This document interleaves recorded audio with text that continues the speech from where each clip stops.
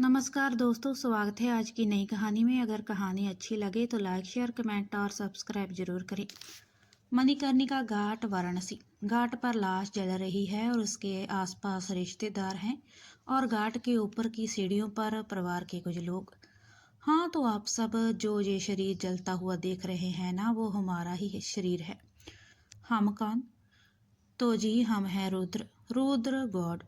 और वो घाट के ऊपर की सीढ़ियों पर रोते बेसुध हो गई हैं। वो है हमारी अर्धांगनी या हमारी मंगेतर उमा। आप यही सोच रहे होंगे कि उमा हमारी अर्धांगनी और हमारी मंगेतर दोनों एक साथ कैसे हो सकती हैं। तो भैया, बात कुछ ऐसी है कि समाज के रीति रिवाजों के हिसाब से वो अभी भी हमारी मंगेतर है, मगर हम दोनों ने एक दूसरे को बहुत पहले ही अपना जीवन साथी मान लिया था। मैं और उमा दोनों बचपन के दोस्त थे। हम दोनों एक दूसरे से हर बात बताते थे और हमारा सारा बचपन साथ में बनारस की इन्हीं गलियों में गुजरा। मैं और उमा दोनों एक ही क्लास में पढ़ते थे और हमारा कोचिंग भी एक ही था। एक दूसरे के साथ पढ़ते और खेलते हुए ही हम जवान भी हुए और हमें प्यार भी हुआ। एक दूसरे से बाद में हुआ, पहले और भी लोगों से हुआ। वो कहते हैं ना, किसी सही राह पर चलने से पहले इंसान जरूर एक बार गलत राह पकड़ता है और ना चाहते हुए भी ठोकर खाता है, तब जाकर उसको बुद्धि आती है। तो भैया, कुछ ऐसा ही हम दोनों के साथ भी हुआ। एक दूसरे से प्यार का एहसास होने से पहले हम दोनों को भी किसी और से दिल तड़वा चुके थे। तारीख 17/7/2008। जब मैं अपनी सेना की नौकरी के लिए देहरादून और उमा अपनी आगे की पढ़ाई के लिए दिल्ली गई और हम एक दूसरे से दूर हुए, तब जाकर हमें अपने प्यार का एहसास हुआ। एक दूसरे से दूर रहकर हमें एहसास हुआ कि हम एक दूसरे को चाहने लगे हैं।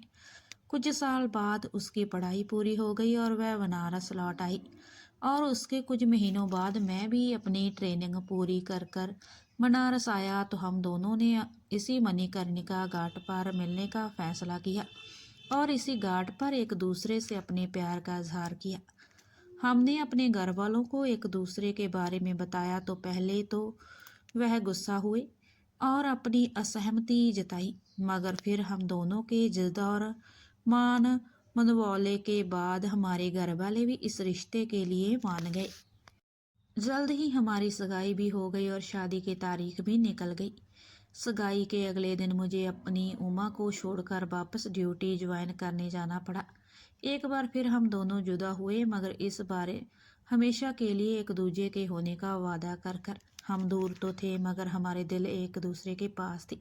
जब भी मुझे मौका मिलता तो मैं उमा से एक दूसरे से फ़ोन पर बात कर लेते थे। जल्द ही हम हमेशा के लिए एक दूसरे के होने वाले थे, क्योंकि हमारी शादी की तारीख नज़दीक आ रही थी और मुझे छुट्टी भी मिल चुकी थी, मगर शायद किस्मत को कुछ और ही मंजूर था। तारीख 18/6/2016। आज से ठीक 15 दिन बाद मेरी शादी थी और कुछ दिनों बाद मेरा और मेरी उमा का जन्मदिन भी था।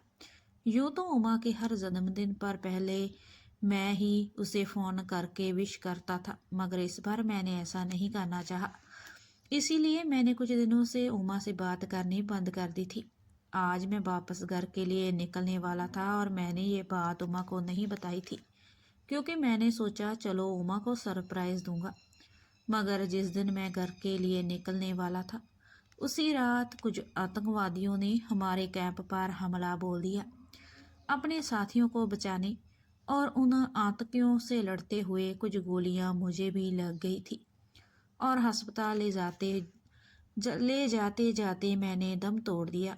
मैंने सोचा था कि उमा को उसके जन्मदिन पर मैं अचानक से जाकर उसको सरप्राइज़ दूंगा, और मैंने उसे सरप्राइज़ दिया भी, लेकिन मेरी मौत का। मैं उसके सामने गया तो मगर जिंदा, अपने पैरों पर नहीं, 4 कंधों पर तिरंगे में लिपटे हुए।